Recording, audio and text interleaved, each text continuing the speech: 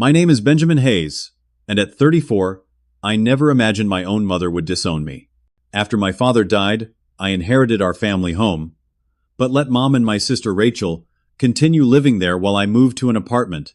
Everything was fine until Rachel announced her engagement to Victor, a man with a questionable past that set off all my alarm bells. When I voiced my concerns, my mother's reaction wasn't just dismissive, it was downright hostile. I had no idea that standing up for the truth would cost me my family. Before I share this painful journey, let me know where you're watching from in the comments below. Hit that like and subscribe button if you've ever had to stand up for what's right, even when it meant standing alone. Before everything fell apart, we were what most people would call a close-knit family. My father, Thomas Hayes, worked 60-hour weeks at his construction company to afford our modest two-story home in a quiet suburb of Pittsburgh. He was a man of unwavering principles who taught me that integrity matters more than popularity. "Always tell the truth, Ben, even when it hurts," he would say, his calloused hands resting on my shoulders. Especially when it hurts. Growing up, Rachel and I had the typical sibling relationship.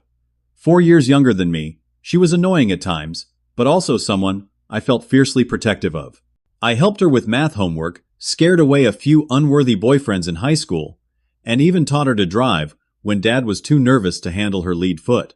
We had our arguments, sure, but at the end of the day, we were always there for each other. Everything changed 5 years ago when Dad had a sudden heart attack at work. None of us saw it coming. He was only 57 and seemed healthy besides the occasional complaint about heartburn. His death left a gaping hole in our family, and in the aftermath we discovered he had left the house to me in his will. It wasn't a surprise. As the oldest child and only son, Dad had always talked about passing the family home to me someday. What wasn't written in the will, however, was Dad's verbal request to me the Christmas before he died.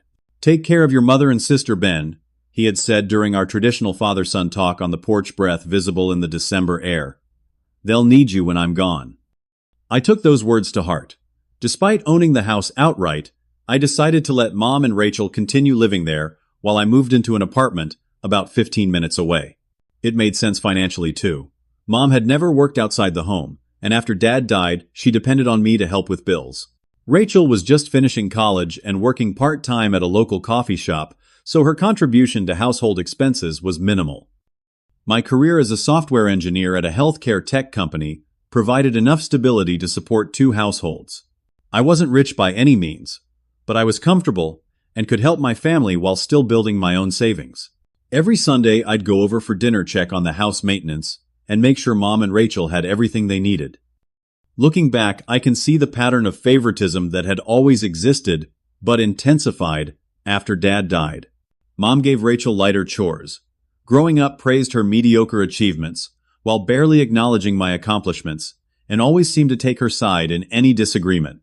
Rachel never had to mow the lawn or take out the trash. Those were Benjamin's jobs. When Rachel crashed Dad's car in high school, Mom called it an accident that could happen to anyone, but when I came home 15 minutes late, I was irresponsible and disrespectful.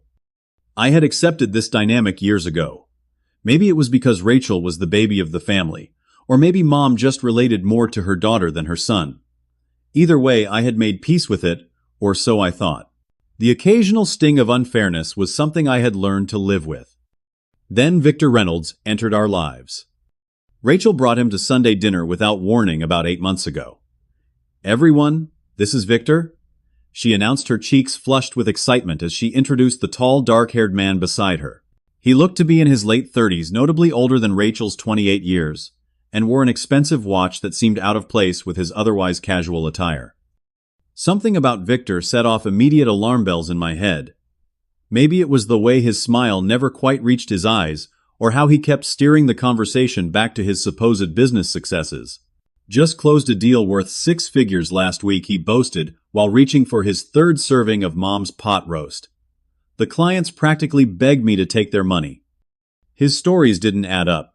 He claimed to run a consulting firm, but was vague about what exactly he consulted on. He drove a luxury car, but made odd comments about being short on cash. Most concerning was how he spoke about Rachel when she left the room to help Mom with dessert. "She's still finding herself career-wise," he said, with a dismissive wave. I told her she should quit that coffee shop job. It's beneath her potential. She'll be much happier focusing on our relationship and supporting my business ventures. After dinner, I noticed how Victor subtly directed Rachel's actions, telling her what to wear to an upcoming event, checking her phone when she received a text, and interrupting her whenever she started talking about her dream of opening a small bookstore. The next day, I called my best friend Connor to voice my concerns. Connor and I had been friends since college, and he was one of the few people who knew me well enough to tell when something was genuinely bothering me. Something's off about this guy, I told him. He talks like a late-night infomercial and treats Rachel like she's an accessory, not a partner. Maybe do some digging, Connor suggested. Not to be a creepy, overprotective brother, but if your gut is telling you something's wrong, it might be worth checking out. Better to know now than when it's too late. I didn't know then how prophetic those words would be. We're engaged. Rachel's voice bubbled with excitement over the phone just 4 months after she had introduced Victor to the family. Victor proposed last night at the Capitol Grill. Mom is thrilled. We're thinking about a spring wedding next year. My stomach dropped, but I forced enthusiasm into my voice. Wow, that's big news, Rach. Congratulations. I paused, trying to find the right words. 4 months is pretty quick, though. Are you sure you're ready for this step? When you know, she replied, the happiness in her voice faltering slightly at my less than ecstatic response. Victor says, waiting is just wasting time when two people are meant to be together. After that call, Mom went into full wedding planning mode. She called me daily with updates about venues, florists, and caterers, all seemingly selected by Victor, who had excellent taste according to her. What she didn't mention was who would be paying for all this excellence. With Rachel's whirlwind engagement, my unease about Victor transformed into genuine concern. 4 months was not enough time to truly know someone, especially someone who set off as many red flags as Victor did. I decided to follow Connor's advice and do some research. What I found turned my concern into alarm. A simple online search revealed that Victor Reynolds had filed for bankruptcy 3 years ago after a failed business venture that left several investors in financial ruin. Digging deeper, I discovered court records showing he'd been married twice before marriages he had never mentioned to Rachel or any of us.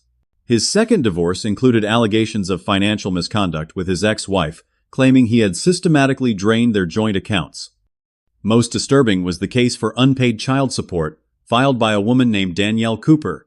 According to the court documents, Victor was over $20,000 behind in payments for a 6-year-old son he never visited.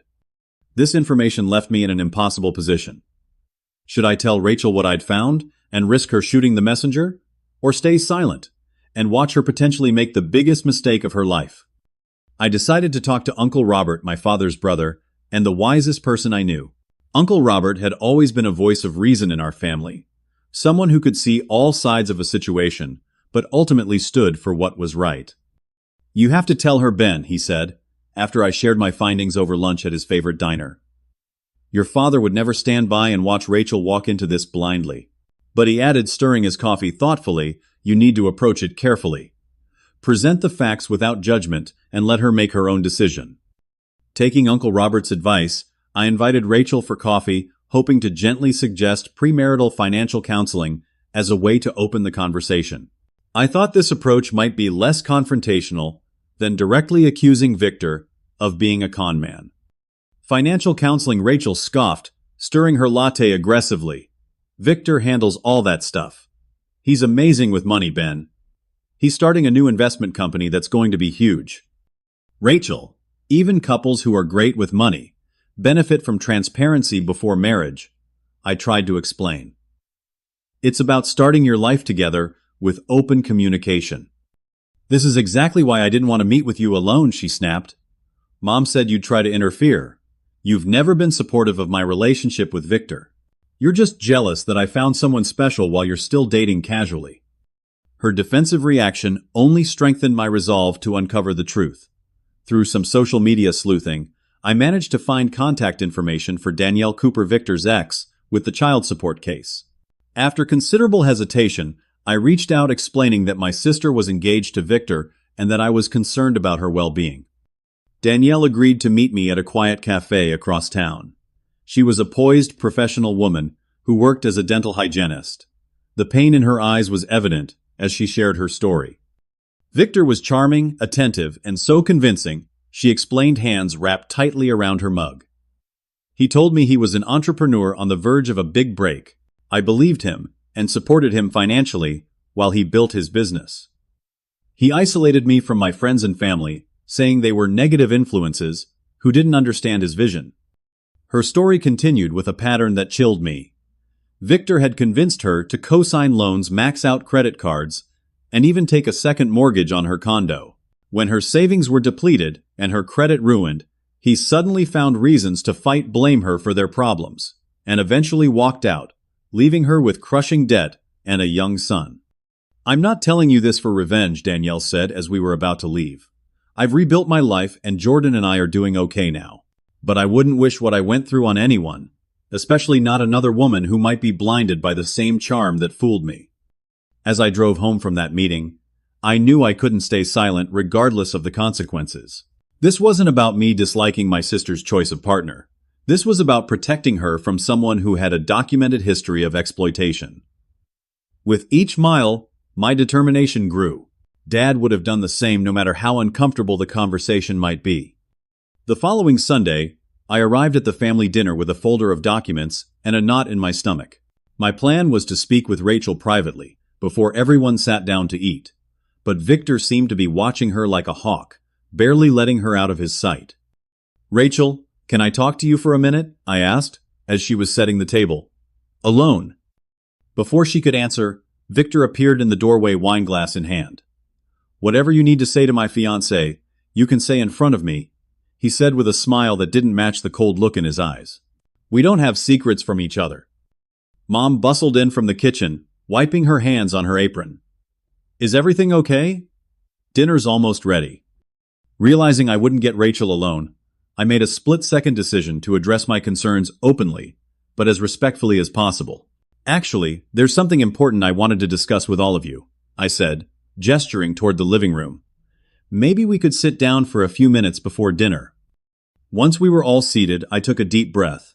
"Rachel, I love you, and I want you to be happy. That's why I feel I need to share some information I've discovered about Victor." I turned to him. "Victor, if there's context or explanation for any of this, I'm open to hearing it." "What are you talking about?" Benjamin Mom interrupted, her tone already defensive. I opened the folder and laid out the bankruptcy documents. Victor filed for bankruptcy 3 years ago after his business failed. Several investors lost significant amounts of money. Victor's expression darkened momentarily before he forced a laugh. "Ancient history. Every successful entrepreneur has failures." I was transparent with Rachel about that bump in the road. Rachel nodded, though something in her eyes suggested this might have been news to her. "Ben, how dare you dig into Victor's past? Like some kind of stalker." Mom's face flushed with anger. "This is exactly the kind of thing you would do, try to ruin Rachel's happiness, because you can't stand to see her settled before you." The accusation stung, but I pressed on. "There's more. Victor has been married twice before, both marriages ending in less than 2 years. So what, I'm divorced too?" Mom snapped. "Is that a crime now?" "The issue isn't the divorces," I explained. "It's that Victor never mentioned them to Rachel or any of us. And his second wife made allegations of financial misconduct in their divorce proceedings." Victor's charm offensive continued. "Bitter exes say all kinds of things in divorces. I've made mistakes in my past relationships, sure, but I've grown from them. Rachel knows the man I am today." Rachel wiped away tears that had begun to fall. "Stop it, Ben. Just stop. Why are you doing this? Are you jealous? Is that it?" Her words felt like a slap, but the worst was yet to come. I pulled out the child support documents. Victor has a 6-year-old son he's never mentioned. He's over $20,000 behind in child support payments. I slid the court documents across the coffee table. I spoke with Danielle Cooper, the mother. The room went silent. For a brief moment, Victor's carefully constructed facade cracked and raw anger flashed across his face. Then just as quickly, it was replaced with wounded indignation. "You went behind my back to talk to my ex." Victor's voice was low and dangerous. "Who do you think you are?" Mom jumped to her feet. "I can't believe you would go this far." "Benjamin spying on Victor.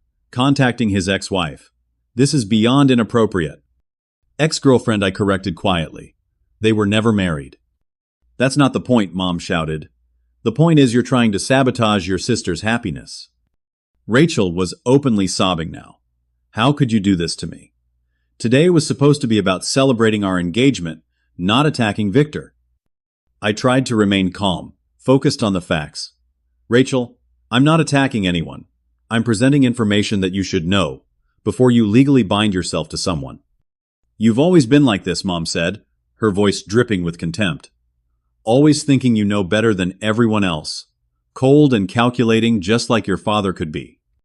That comparison to Dad meant as an insult, but landing as an unintended compliment helped me maintain my composure. Victor put his arm around Rachel, positioning himself as the protector. I think we need to be honest here. Benjamin has never approved of me because I don't fit his idea of who Rachel should be with. He's always been controlling of his sister. That's not true, I said, but I could see Rachel nodding in agreement. You moved out of the family home but still try to control everything that happens in it. Victor continued, his voice reasonable while his words twisted the truth. You've never let Rachel grow up and make her own decisions. Mom picked up this thread eagerly. He's right, Benjamin. You've always treated Rachel like she's still 12 years old. She's a grown woman who can choose her own husband without your interference. The conversation had spun completely out of my control. My attempt to present documented facts had somehow been reframed as me being controlling and jealous. Every time I tried to redirect the conversation back to Victor's history, Mom or Rachel would cut me off with another accusation about my character or motives. The wedding is happening, whether you approve or not. Rachel finally declared, her eyes puffy, but her voice firm. If you can't support my choice, then maybe you shouldn't come. Rachel, I said softly, I'm only trying to protect you from someone who has hurt others before. I don't need your protection, she shouted. I need your support. That's what family does. Victor stood up, the perfect picture of dignified restraint beside Rachel's emotional outburst. I think we should all calm down. Benjamin obviously feels strongly about this, even if his approach was misguided. Let's take some time to process. Even in this moment, he was manipulating the situation, positioning himself as the reasonable one while I was cast as the villain. There's nothing to process, Mom said firmly. Benjamin needs to apologize to both of you right now.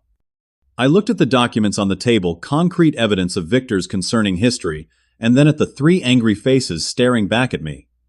They weren't seeing reality. They were seeing what they wanted to see. I can't apologize for telling the truth, I said, gathering the papers and standing up. I hope someday you'll understand that I did this because I care about you, Rachel. I walked out the door with their angry voices, following me, feeling more alone than I had since the day we buried my father. The days following that disastrous dinner were filled with a barrage of angry texts and voicemails from Mom. Each message was more accusatory than the last. How could you embarrass your sister like that? Victor is devastated by your accusations.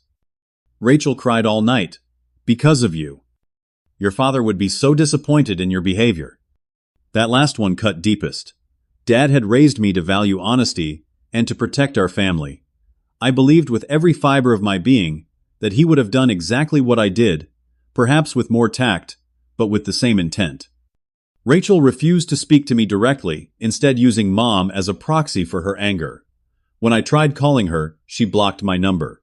My attempt to email her the documents I'd found was met with an auto response saying my messages would be automatically deleted. You did the right thing. Allison, my girlfriend of 8 months, assured me as I showed her the evidence I'd gathered. We were having dinner at her apartment, a sanctuary from the family drama. Even if they're not ready to hear it now, you couldn't live with yourself if you'd stayed silent. Allison was right, but her support couldn't entirely soothe the pain of being vilified by my own family.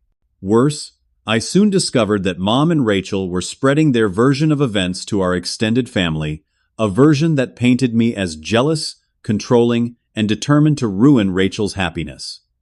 Cousins, who normally texted me regularly, suddenly went silent. An aunt I was close to called to hear my side, but her questions revealed she had already been told I was behaving irrationally out of some misplaced resentment toward Victor. My attempts to reconcile, suggesting family counseling or a calm discussion once emotions had settled, were rebuffed with increasing hostility. Instead of things cooling down, the situation escalated when Victor announced that the wedding would now be happening in 3 months rather than the originally planned 1-year timeline. Victor thinks it's best if we don't wait, Rachel told Mom in a phone call I later heard about through Uncle Robert. He says Benjamin will just cause more problems if we give him time. The accelerated timeline came with increased financial demands. Mom called me on a Tuesday evening, her tone artificially sweet. Benjamin, we need to discuss the wedding budget, she began, as if our previous interaction had never happened. With the date moved up, we need to put deposits down immediately. $25,000 should cover what we need from you. I nearly choked on my coffee. $25,000, Mom. That's more than half my annual take-home pay. Well, you're the man of the family now, she replied, her voice hardening. Your father would have wanted you to help give Rachel the wedding she deserves. Dad would have wanted us to be financially responsible, I countered. I'm happy to contribute a reasonable amount, but not before Rachel and Victor agree to premarital counseling. Her response was immediate and furious. How dare you put conditions on helping your sister? This is exactly why Rachel says you're trying to control her life. It's not about control, Mom. It's about making sure Rachel is protected. I'm worried about her. The only thing she needs protection from is your negativity, Mom snapped. Victor makes her happy. Why can't that be enough for you? The conversation deteriorated from there, ending with Mom hanging up on me. 2 days later, she called back with a different approach. Victor has generously offered to handle the wedding finances himself, she said, an unmistakable smugness in her voice. He says families shouldn't have to pay for their happiness. That's the kind of man he is, Benjamin, generous and caring. Something about this sudden change worried me even more. Where was Victor? A man who claimed to be between ventures getting wedding money. My concern grew when I received a call from the family lawyer Harold Bennett. Benjamin, I'm contacting you because there appears to be some confusion regarding the Hayes property, Harold said, his formal tone suggesting this was not a casual check-in. I've received inquiries about taking out a home equity loan against the property. I wanted to verify if you've authorized this. I felt sick. No, absolutely not. I haven't authorized any loans against the house. That's what I thought, Harold replied. The inquiries came from your mother, who seemed to believe she had authority to do so. I explained that, as the property is solely in your name, she would need your explicit consent. That evening I drove to the family home for a confrontation I had been dreading. Mom answered the door with cold formality, as if I were a stranger. I know about the loan attempts, I said once we were seated in the living room, the tension palpable. The house isn't yours to borrow against Mom. That house is as much mine as yours, she retorted. I lived there with your father for 30 years. We raised you there. Just because some piece of paper says your name, you think you can dictate everything now? This isn't about dictating anything. It's about making major financial decisions without even discussing them with me. What were you planning to use the money for? The wedding? Mom's silence confirmed my suspicion. Victor found us a wonderful venue, but they needed a larger deposit since we're booking on short notice, she finally admitted. He was going to handle it, but then an investment opportunity came up that he couldn't pass up. The timing was just unfortunate. It was all I could do not to shout in frustration. This was exactly the pattern Danielle had described Victor creating financial emergencies that required others to bail him out. Mom, can't you see what's happening here? This is exactly what he did to his ex. Don't start with your conspiracies again, she warned. I've had enough of your accusations. The conversation escalated until Mom delivered her ultimatum. I'm only going to say this once, Benjamin. Either you support Rachel's marriage financially and emotionally, or you're no longer part of this family. It's your choice. The words hung in the air between us, heavy with finality. In that moment, I knew we had reached a breaking point from which our relationship might never recover. I love Rachel too much to support something I believe will hurt her. I said quietly, I can't in good conscience give my blessing to this marriage, knowing what I know about Victor. Mom's face hardened into an expression I'd never seen before, pure cold rejection. Then, you're no longer my son. I don't want to see you or hear from you again. You're dead to us." Her words cut through me like physical pain. "Mom, please don't do this. We can disagree without." "Rachel was right about you all along," she interrupted. "You're selfish and controlling. You're just like your father's side of the family, cold and judgmental. I want you out of my house." "It's not legally your house," I reminded her, immediately regretting the words as her face contorted with rage. "Get out," she shouted. "Get out, and don't come back."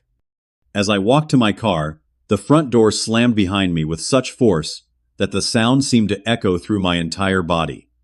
My phone buzzed with a text from Rachel. "You're dead to me too. Don't contact me again." In the space of 2 weeks, I had lost my entire immediate family for doing what I believed was right. The weight of that reality crushed me as I drove away from the home where I had grown up, unsure if I would ever be welcomed there again. The weeks following my mother's ultimatum were some of the darkest of my life. I went through the motions at work, but my productivity suffered as I constantly replayed the confrontation in my mind, wondering if there had been another way to handle the situation. Sleep became elusive, appetite non-existent. "You need to stop blaming yourself," Connor insisted during one of our regular basketball games, which had turned into more of a therapy session as I half-heartedly took shots at the hoop. "You showed them documented evidence. If they choose to ignore reality, that's on them, not you." Allison was equally supportive, but more practical. "I think you need to talk to a lawyer," she suggested one evening, as we sat on my apartment balcony. "If your mom tried to take out loans on the house, once she might try again, you need to protect yourself legally." Taking her advice, I scheduled another meeting with Harold Bennett, our family lawyer, who had known me since I was a child. Harold's office hadn't changed. In 20 years, the same leather chairs, law books, and family photos created an atmosphere of stability that I desperately needed. "Your mother has no legal right to borrow against the property," Harold confirmed, adjusting his reading glasses. "However, given the situation, I would recommend sending a formal letter clarifying that no loans or liens can be placed on the property without your explicit written consent. We should also notify relevant financial institutions." While the legal protection gave me some peace of mind, the emotional turmoil continued. I kept expecting Mom or Rachel to reach out to acknowledge that perhaps they had reacted too harshly, or to at least be willing to have a conversation. Instead, the silence from them was deafening. The silence from my family was broken by an unexpected source. Susan Miller, our next-door neighbor of 15 years, called me one evening. "Benjamin, I hope I'm not overstepping," she began hesitantly. "But I thought you should know that your mother has been telling people you abandoned the family after your father died. She told our book club that you threatened to make her and Rachel homeless if they didn't accept Victor." The news hit me like a punch to the gut. "That's absolutely not true, Susan. I've never threatened anything like that." "I didn't think so," she replied. "I've known you since you were a teenager." "That didn't sound like you at all." Susan's call was followed by something even more disturbing: photos. She texted me showing a small moving truck outside our family home. "They're taking furniture out," she wrote. "I thought you might want to know." The images showed Victor directing movers who were loading what appeared to be our dining room set, the same set my parents had bought to celebrate their 10th anniversary. A cold feeling settled in my stomach as I called Susan back. "How long has this been going on?" I asked. "Just today, as far as I know," she replied. "But Victor moved in about 3 weeks ago. There's been a lot of activity." He mentioned something about renovations when I ran into him. Renovations. This was the first I'd heard of any planned changes to the house. After thanking Susan, I immediately called Uncle Robert, who had been my main connection to family news since the falling out. "I was going to call you," he said gravely. "Your mother's been saying you're selling family possessions without permission. Some relatives actually believe her." "What, I haven't sold anything? I haven't even been to the house in weeks." "I know that, Ben. But there have been some strange things happening. Your cousin saw an online listing selling your father's vintage record collection. When he asked about it, your mother said you must have taken them when you abandoned them." Dad's records. The collection he had meticulously built over decades, the one he had specifically mentioned wanting me to have in his will. The thought of them being sold off by Victor made me physically ill. The final straw came 2 days later, when I received a formal letter accusing me of unlawfully removing and selling property from the Hayes residence. The letter, clearly drafted by someone with minimal legal knowledge, demanded compensation for stolen family heirlooms. I decided I needed to see for myself what was happening at the house. Taking a personal day from work, I drove over during hours when I knew Mom would be at her weekly hair appointment. Using my key, which still worked, despite half expecting the locks to be changed, I entered the home where I had grown up. What I found inside stopped me in my tracks. The living room was largely untouched, but as I moved through the house, I discovered entire rooms had been cleared out. Mom's craft room was now filled with exercise equipment I'd never seen before. Rachel's old bedroom had been converted into what looked like a home office with expensive new furniture. But the worst was the basement. Dad's workshop, his sanctuary, where he had taught me to build birdhouses and repair furniture, had been completely dismantled. His tools were gone. The workbench he had crafted by hand had vanished. Even the shelves that had held his project plans and woodworking magazines were empty. I was standing in the gutted space trying to process what I was seeing when I heard footsteps on the stairs. Well, well. The prodigal son returns. Victor's mocking voice echoed in the nearly empty basement. Your mother will be very interested to hear about this trespassing. I turned to face him, struggling to maintain my composure. This isn't trespassing. My name is on the deed. Where is all my father's workshop equipment? Victor shrugged, leaning against the wall with casual arrogance. Sold most of it. Got a decent price, too. Some collector was very interested in those antique hand planes. My father's hand planes. The set his grandfather had passed down to him. Irreplaceable family heirlooms. You had no right, I said, my voice dangerously quiet. Rachel and Martha had every right, he countered smoothly. They live here. You don't, too. They needed the money for our fresh start. Fresh start. We're moving after the wedding. Found a nice place in Charlotte. Martha's coming with us, of course. Can't leave her behind in this big old house all alone. His smile was predatory. Unless, of course, you'd like to contribute financially to our new beginning. $25,000 would be a good start. Consider it the wedding gift you owe your sister. In that moment, with startling clarity, I saw Victor for exactly what he was. A con man who had identified my family as easy marks. His mask slipped as he realized I wasn't going to be manipulated. Let's be honest here, Benjamin, he said, dropping all pretense of civility. I've got your mother and sister wrapped around my finger. They believe everything I say. If I tell them you came here threatening me, who do you think they'll believe? To them, you're just a walking ATM who's outlived his usefulness. His brazen admission left me speechless momentarily. They'll see through you eventually, I finally managed. Victor laughed. Maybe, but not before I've gotten what I want. And here's something you should know: they've already agreed to sell this house after the wedding. Your mother thinks she has the right to do that. Of course I know she doesn't, but that's a problem for another day. Get out of my house, I said, my hands shaking with anger. Your house? Victor's eyebrows raised in mock surprise. But I thought this was the family home. Isn't that what you've been saying all along? Make up your mind, Benjamin. As he sauntered up the stairs, his parting shot hit home. By the way, they'll never speak to you again unless you play ball my way. Think about that before you do anything stupid. After Victor left, I stood in the empty shell of my father's workshop, a space that had once been filled with warmth and memories, now cold and barren. Something fundamental shifted inside me in that moment. The hope I had been holding on to that Mom and Rachel would eventually see reason that we could repair our relationship crumbled away. This situation had become untenable. Victor wasn't just taking advantage of my family emotionally. He was systematically stripping away our family's history and assets.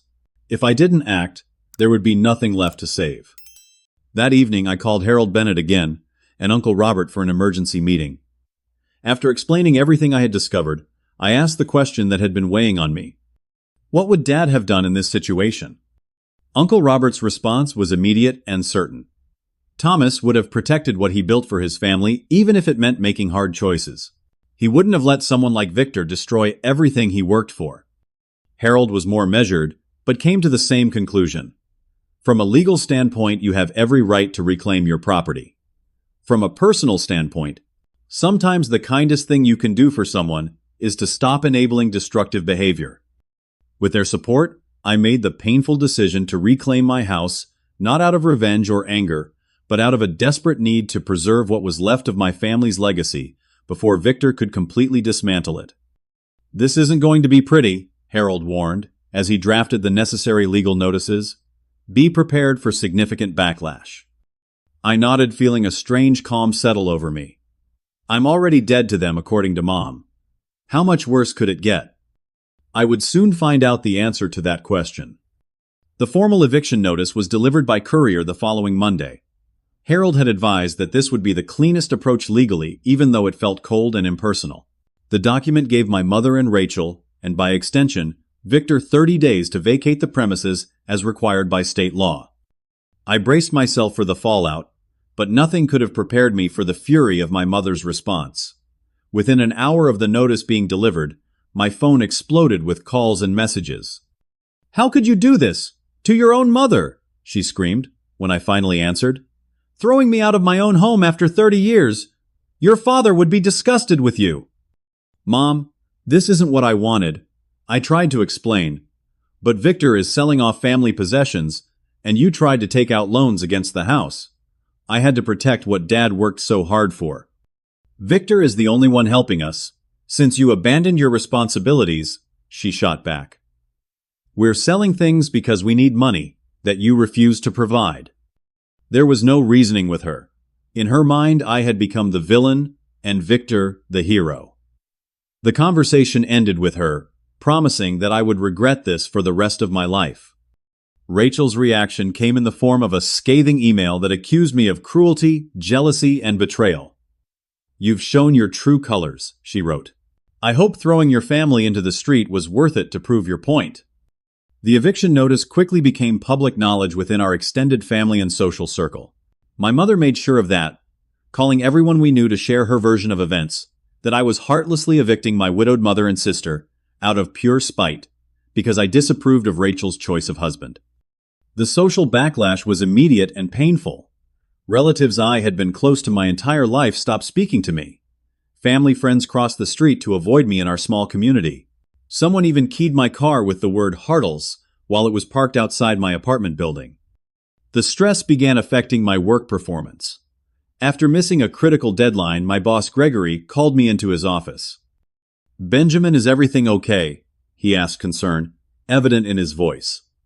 "This isn't like you." I gave him an abbreviated version of the situation, feeling ashamed that my personal problems were spilling into my professional life. "Take a few days off," Gregory suggested. "Clear your head. Your projects will be here when you get back." Those few days gave me time to reflect on the painful reality of my situation. I had become a pariah in my own community for doing what I genuinely believed was right.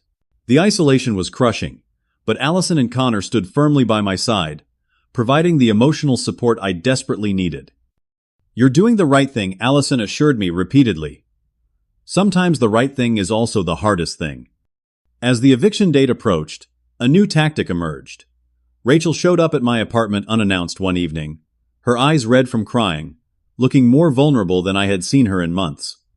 "Ben, can we talk?" she asked quietly when I opened the door. "Just us. No Mom, no Victor." We sat in my small living room, the tension between us almost tangible. For a moment I saw a glimpse of my little sister again, the girl who used to come to me for advice, who trusted me. "I know things have been bad between us," she began, her voice trembling slightly, "but we're family. We shouldn't be tearing each other apart like this." Hope flickered in my chest. "That's all I've wanted, Rachel, for us to talk and work through this together." "Victor has changed," she continued, "after all the documents you showed us. He explained everything. He's making amends with his past. He's even reached out to Danielle about the child support." Something in her tone didn't ring true, but I wanted so badly to believe her. "That's good to hear," I said cautiously. "He really loves me, Ben, and he's been so good to Mom. She's happier than she's been since Dad died." I nodded, waiting for her to continue. "We just need a little more time in the house," she finally said, getting to the real purpose of her visit, "just until after the wedding. Then we can talk about next steps." Maybe you could move back in with us. We could be a family again. The request seemed reasonable on the surface, a small olive branch that could begin healing our relationship, but something felt off about the entire conversation. What about Dad's things that have been sold? And the plans to move to Charlotte after the wedding? Rachel's expression flickered with surprise before she composed herself. Victor mentioned Charlotte as a possibility, but nothing's decided. And I don't know anything about Dad's things being sold. She was lying. I could see it in her eyes, the same tell she'd had since childhood when she tried to convince Mom that she hadn't been the one to break the kitchen window with a softball. Rachel, I want to believe you, I said gently, but I need complete honesty if we're going to rebuild trust. Her demeanor changed instantly, the vulnerability replaced by cold calculation. Fine, we need the house until Victor's investment pays off. It's just a few more months. If you weren't so stubborn, we wouldn't have to play these games. Games. Is that what this is to you and Victor, a game? Don't be dramatic, she snapped. Everyone manipulates to get what they want. Victor is just better at it than most people. Her casual admission stunned me. This wasn't my sister speaking. These were Victor's words coming from her mouth. The eviction stands, I said firmly. But I'm still here for you, Rachel. When you're ready to really talk, I'll be waiting. She left without another word, and any hope I had for immediate reconciliation left with her. 3 days before the final eviction date, Uncle Robert called with surprising news. Victor got a job offer in Charlotte, he told me. Some executive position with a startup. They're moving next week, Rachel and your mother included. The timing seemed suspicious. That's quite a coincidence. That's not all, Uncle Robert continued. I heard from a contact at the bank that Rachel has taken out several personal loans recently. Large ones. My guess is Victor is using her credit since his is shot. The news confirmed my worst fears. Victor was now financially entangling Rachel, just as he had done with Danielle. I considered warning her one last time, but knew it would fall on deaf ears. Sometimes people have to learn painful lessons on their own. On the final day of the eviction period, I arrived at the house with Harold to ensure everything proceeded legally. I half expected to find them still there, forcing a formal eviction through the sheriff's office, but the driveway was empty. What I found inside was heartbreaking. The house had been left in deliberate disarray, garbage, left out food rotting in the refrigerator, water left running in the upstairs bathroom, causing ceiling damage below. It wasn't just neglect. It was intentional vandalism of the home my father had worked so hard to provide. Most rooms had been stripped bare of anything valuable or meaningful. Family photos had been removed from frames, which were left broken on the floor. My childhood bedroom had been used as a dumping ground for trash. It was a final spiteful message from my mother and sister. As I stood in the wreckage of my family home, I felt an odd mixture of vindication and profound loss. I had been right about Victor, but being right had cost me everything. 2 days later, as I was beginning the enormous task of cleaning and repairing the house, a package arrived by courier. Inside was my father's watch, a modest Timex he had worn every day of his adult life. One of the items I had assumed was sold by Victor. A note accompanied it, written in a hand I didn't recognize. Benjamin, Rachel wanted you to have this. She couldn't send it herself. I'm sorry for everything that's happened. Jessica. Jessica Moore, Rachel's longtime friend from college. The small act of kindness, the knowledge that Rachel had wanted me to have Dad's watch, despite everything, brought tears to my eyes. Perhaps there was still a part of my sister that understood what I had tried to do, even if she wasn't ready to admit it. As I fastened the watch around my wrist, a tangible connection to my father and the principles he had instilled in me, I felt a complicated mix of emotions, vindication, that I had protected what I could of our family legacy, grief for the relationships that had been damaged, and uncertainty about what the future would hold. The process of restoring the family home became a metaphor for my own healing. Each repaired wall, each cleaned room, each restored feature represented a small step toward rebuilding my life after the family fracture. 6 months passed with no contact from either my mother or Rachel. Through Uncle Robert, I occasionally heard updates about their new life in Charlotte. Victor's executive position had apparently fallen through within weeks of their arrival, a surprise to no one but them. They were living in a small apartment with Mom and Rachel, both working retail jobs to make ends meet. "Should I reach out to them?" I asked Uncle Robert during one of our regular check-ins. We were sitting on the newly restored back porch of the family home, the same porch where Dad and I had had so many important conversations. Uncle Robert considered the question carefully. "That depends on what you're hoping for, Ben. If you're expecting an apology or acknowledgement that you were right, you might be setting yourself up for more disappointment." His wisdom, so reminiscent of my father's, helped me navigate the complicated emotions I was still processing. I decided to give them more time and space, focusing instead on my own path forward. With Allison's encouragement, I started seeing a therapist to work through the feelings of betrayal and loss. Dr. Morgan helped me understand that I could grieve the relationships with my mother and sister without blaming myself for their choices.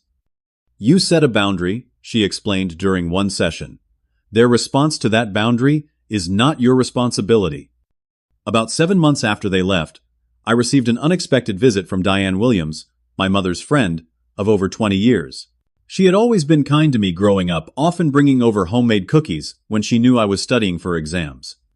"Your mother would be furious if she knew I was here," Diane admitted as we sat in the kitchen. "But I thought you should know she's struggling financially. Victor left them about a month ago, took what little money they had saved, and disappeared." The news wasn't surprising, but it still hurt to hear. "Is she okay? Do they have enough to eat, a safe place to stay?" Diane nodded. "They're managing, but barely. Rachel's working 2 jobs now. Your mother's too proud to admit they need help, especially from you." After Diane left, I made an anonymous arrangement through her to provide financial assistance to my mother, enough to cover utilities and some groceries each month, but not enough that they could become dependent on it. I made it clear to Diane that Mom wasn't to know the money came from me. Meanwhile, I continued the process of healing and moving forward.